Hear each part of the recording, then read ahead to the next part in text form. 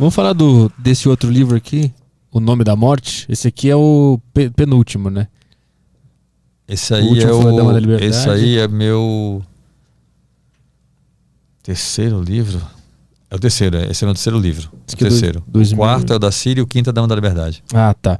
Esse aqui, é interessante a história desse aqui, porque você estava fazendo uma matéria... Esse aí foi naquela matéria que eu falei aqui antes do trabalho escravo no Pará. Ah, aquela que tu entrou no galpão lá e tal. Isso. No meio dessa matéria, um cara te dá uma informação que existe um assassino de aluguel, é isso?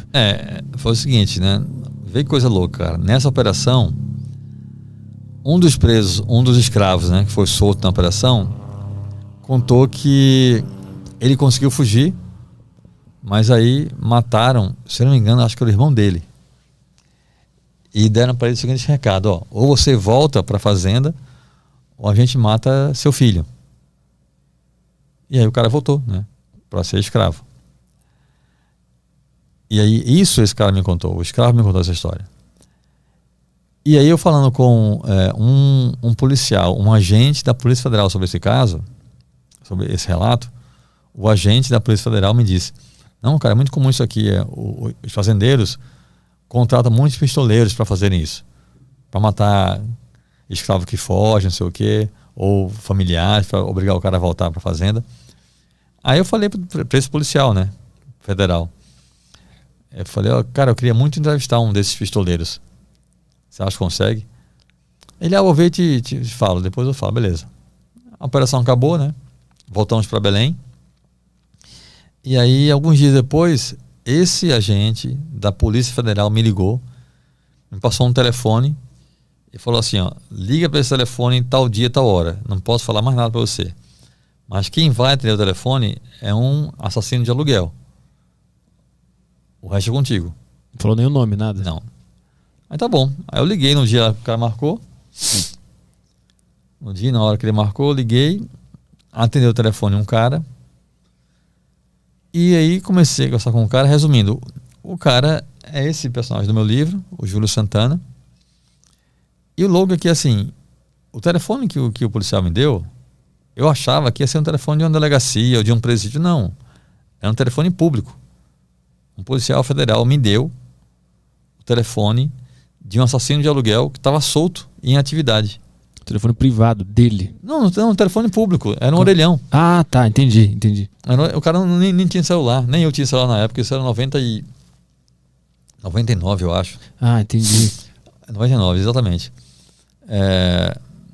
Um policial federal não achou estranho dar a um repórter da Veja o telefone de um assassino de aluguel que está solto em atividade.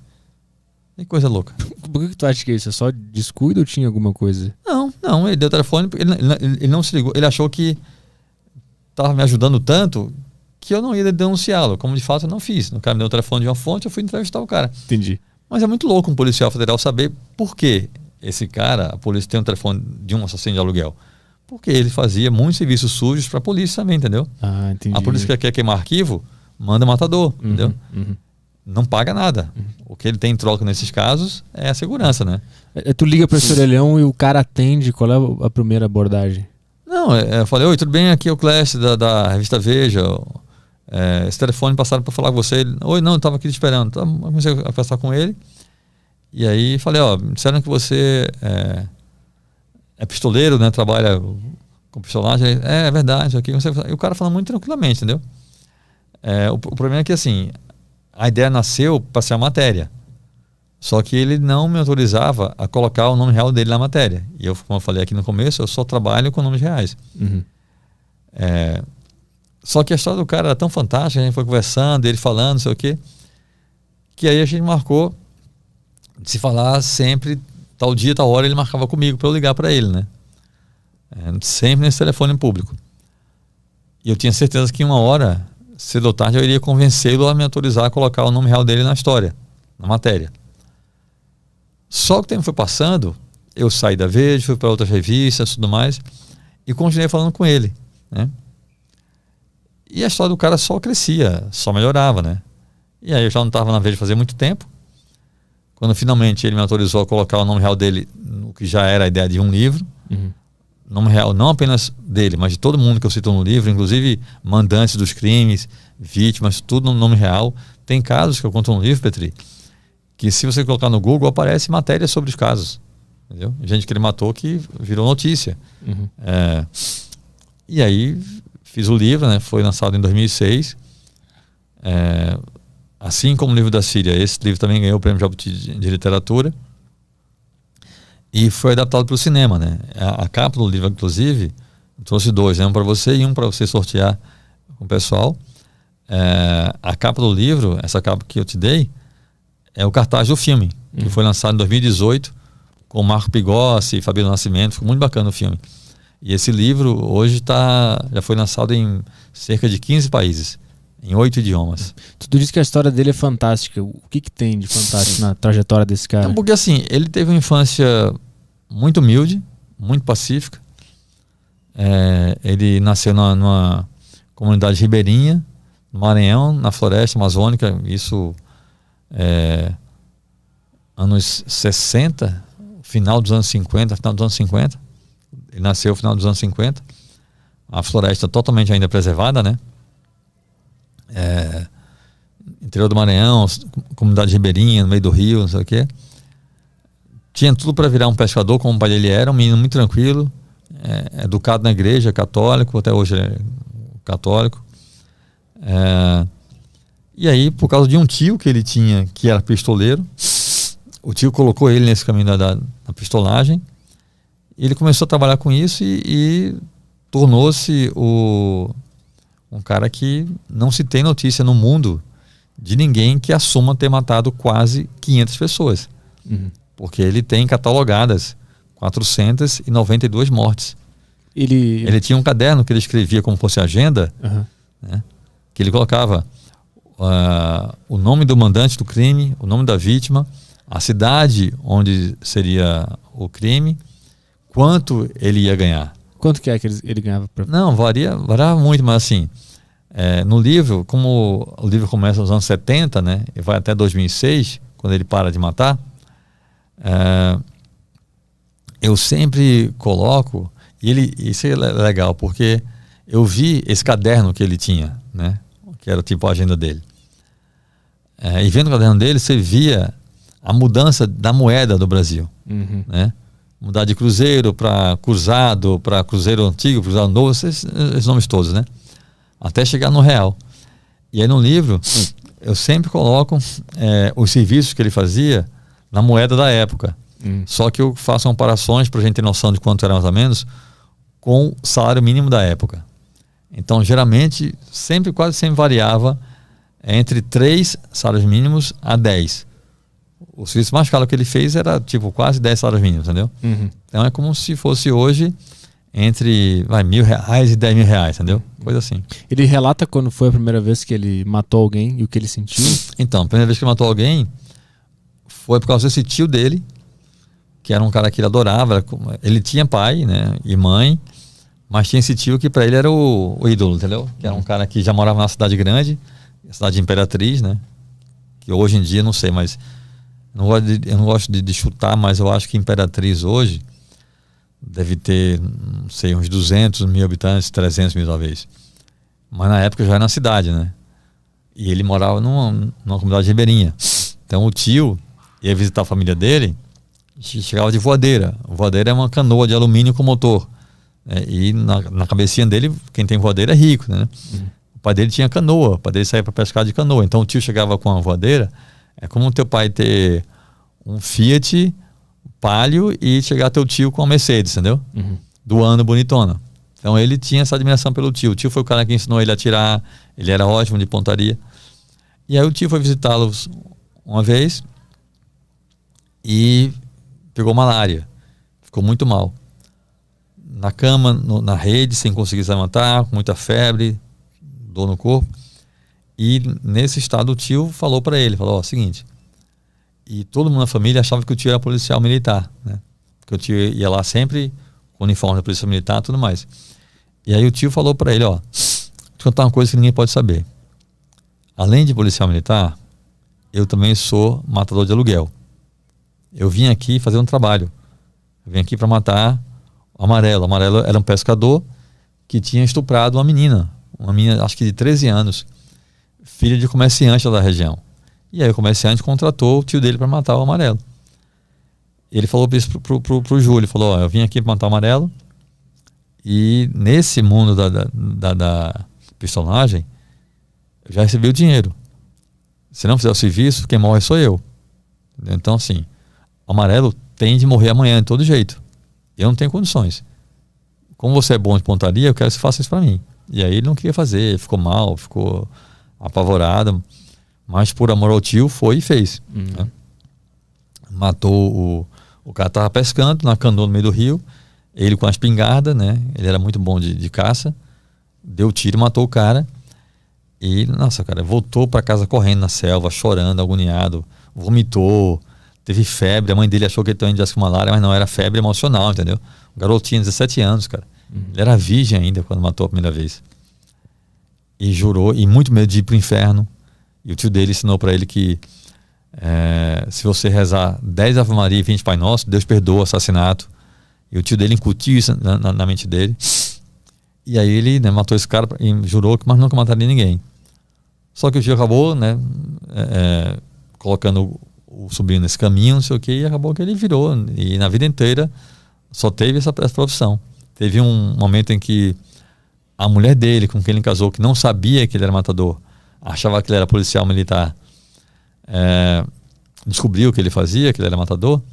A mulher deixou ele, levou os filhos com ela, ele ficou péssimo, arrasado, não sei o que, arrumou um emprego normal, numa serraria. No filme, inclusive, ele vai trabalhar numa balsa, mas na vida real foi uma serraria. E na serraria, o cara trabalhava. Aí quando ele foi pra serraria, a mulher voltou, né? Não, a mulher ameaçou deixá-lo, acho que ela não chegou a deixá-lo na história real, não lembro agora. É porque no filme a mulher chega a deixar sair de casa. O fato é que ele vai trabalhar na serraria, e aí a mulher fica em casa com os filhos. E aí só que na serraria, cara, ele trabalha 8 horas por dia, né? Vive suado, aquele trabalho pesado, e ganha o mês todo, ganha o que ele ganharia, menos do que ele ganharia num serviço, entendeu? Que ele faz um dia, assim, fazia 2 serviços por mês, às vezes 3, às vezes 1 só, enfim. E aí cai o rendimento dele cai bastante, e a família não consegue mais ter a vida que tinha antes. Nunca teve vida de luxo, nunca teve, mas assim, vivia numa casa decente, com energia elétrica, com TV, não sei o quê, e não conseguia mais pagar as contas na serraria.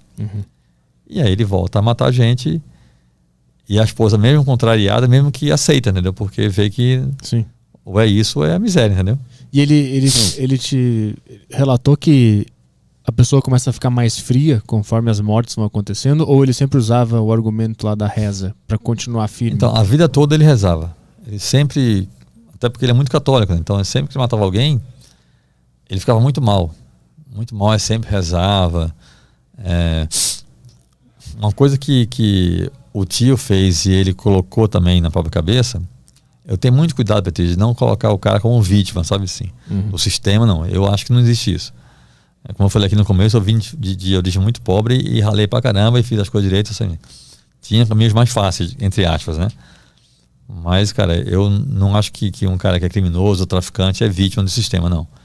Eu acho que ele poderia se esforçar e buscar outros caminhos. Poderia... Cara, tem gente que...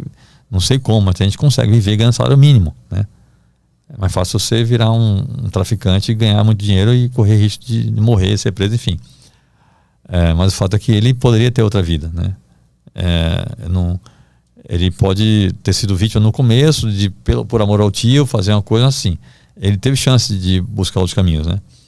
Escolheu esse caminho porque ele quis. Então o que ele conta é que ele pegou muita coisa do tio de colocar na própria cabeça que é um trabalho, entendeu? E você não precisa amar seu trabalho. Você pode ser motorista de ônibus a vida inteira e odiar dirigir ônibus, mas é o que dá o seu ganha-pão. Então, o tio dele falava para ele o seguinte, ó, se eu não matar o fulano, o mandante do crime contrata outro pistoleiro que vai e mata. Então o cara vai morrer do mesmo jeito. você deixar de fazer um trabalho não vai salvar o cara. Porque o mandante contrata outro e o cara vai e mata. Mas tinha esse aspecto de querer salvar aquela vítima, assim, uma vontade não. de que aquele cara não morresse? Não, porque até isso faz parte da pistolagem, que é o seguinte: é você não querer saber a vida da vítima. Não saber quem é o cara, não saber por que o cara quer matar o outro. Só que tem uma coisa curiosa que ele fala, eu coloco isso no livro. Os mandantes nem sempre é o mandante que fala com o pistoleiro. Às vezes é um capanga do mandante. Então o mandante ou o capanga sempre fala para o matador porque é que o mandante quer que o outro morra, entendeu? Ah, não, porque ele fez isso, porque brigou, porque roubou o dinheiro do cara, porque pegou a mulher do cara, sabe assim? Porque pegou o dinheiro emprestado e não pagou, um monte de coisa assim. Então ele acabava sempre sabendo o motivo pelo qual ia matar alguém, porque o mandante ou o capanga do mandante sempre falava. E a relação dele com a morte mudou, porque na primeira vez ele saiu correndo, rezou, vomitou, ficou mal. Quando que virou normal pra ele? Ele fala? E como que isso aconteceu na cabeça? Então nunca virou normal pra ele, nunca foi coisa mal. Mas era sempre uma coisa que ele colocava na mente como fosse trabalho. Né? Mas ele sempre ficava mal depois de matar. E tu encontrou com ele pessoalmente, né? Sim. Depois de quantas ligações vocês se encontraram? Depois de 7 anos. Só falando no telefone, 7 anos depois vocês se encontraram pessoalmente. Ele concordou que eu fosse encontrar com ele. Aí eu fui para a cidade que ele morava na época, a cidade de Porto Franco, no Maranhão, que é a cidade onde ele nasceu. Passei 3 dias com ele, conheci a mulher, os filhos dele, fui na casa dele. Foi interessante estar com ele, assim. E tu lá vivendo na casa dele, vendo o ser humano, existia uma dúvida na tua cabeça de tipo, como é que esse cara mata pessoas? Então, cara, isso é uma coisa louca na minha mente, assim, quando eu tô trabalhando, cara, meu foco é contar bem a história do cara, entendeu? Eu não faço julgamento de valor, não, nenhum. Eu sempre estou seguindo esse exemplo. Imagina que tem muita gente que pergunta, mas cara, por que você não tentou fazer ele parar de matar, sabe? Por exemplo. Eu falei, cara, minha missão não era essa, minha missão é contar a história do cara. Se eu for entrevistar, vamos supor, um arquiteto. Imagina que eu odeio arquitetura. Vou entrevistar um arquiteto e falar, cara, sai dessa profissão, vai ser médico. Não tem lógica, entendeu? Na cabeça dele era o trabalho dele, era a vida do cara. Minha missão ali não é tentar convencer o cara a ser outra pessoa. Minha missão ali é entender quem é aquele cara e contar a história dele, entendeu? Ele dava a entender em algum momento que ele queria parar de fazer aquilo quanto antes? Não, o que era claro pra mim é que, assim, ele não gostava do que ele fazia. Sim. Ele gostaria de ter outro trabalho, né? Tanto é que ele tentou uma época, mas assim... Sim. Mas ele tava com algum plano assim, eu vou fazer isso aqui até tal ano, vou juntar tanto dinheiro? Quando eu fui encontrar com ele, em 2006, eu consegui convencê-lo a me encontrar pessoalmente, justamente porque ele tinha decidido parar. Ah, entendi. E sair do Maranhão, ia para outro estado. Quando ele me encontrou isso, eu falei, Júlio, agora é a hora da gente se ver, velho. Porque assim, você vai parar de matar, vai morar em outro lugar longe.